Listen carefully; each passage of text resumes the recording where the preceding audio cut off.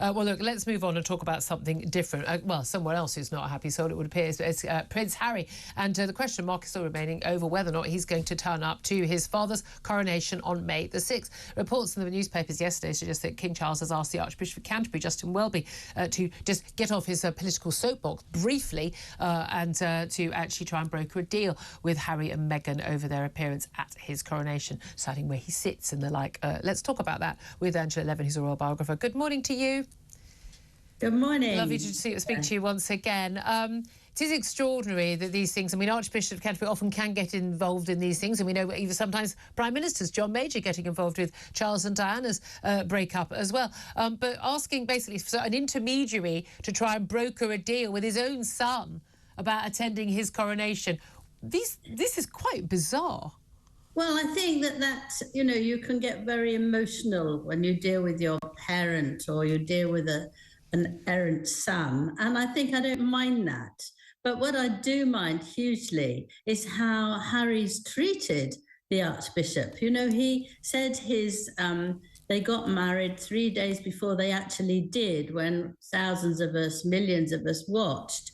And the Archbishop, a couple of days later, had to say that if this was true, he would be committing a crime.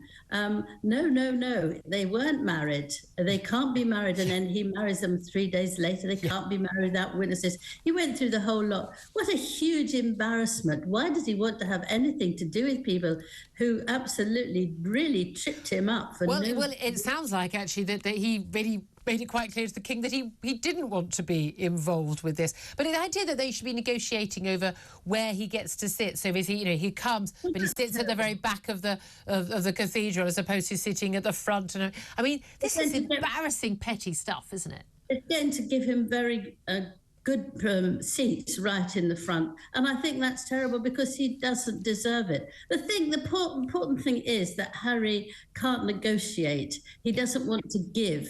He's not somebody who will say, look, I'm sorry, let's work together on this. He now feels more confident that he's got the knack of actually dealing with the royal family, and he wants to win. And I think he won't say yes or no right up to the last minute. Exactly. But also the sales of his memoir, the Netflix documentary was the second biggest documentary on Netflix last year. I mean, you know, he knows that he's got that power and that leverage.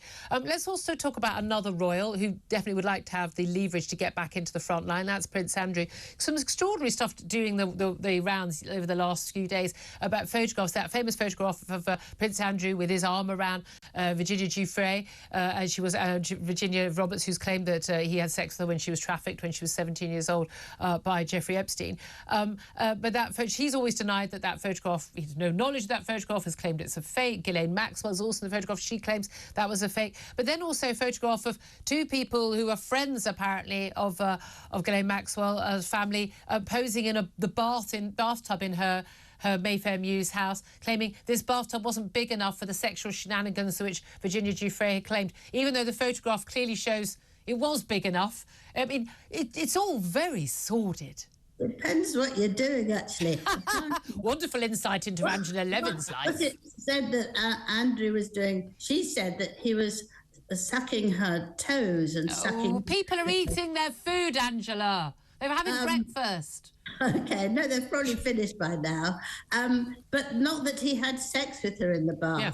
So there was room. I mean, it's the most silly thing to try and get across, actually. But you can't really believe Ghislaine Maxwell either. She's in prison for 20 years for what she's done with underage girls, how she's organised terrible lives for them. And I just think, but the other thing I read in the paper this morning is that Andrew is going to pay up to £81 million to actually threaten her, this is Virginia, that if she mentions him in her memoir, which is coming out also before the coronation, which is shocking news for everybody really in the palace, if he mentions him... he said he'll sue her for that sum. I don't know if it was pounds or dollars, but he'll sue her for that amount if she mentions it again, trying to overturn this deal he's done, although only a gagging clause for a year. It's all very bizarre. This story ain't going away anytime soon. Angela Levin, royal biographer, thank you so much for joining us.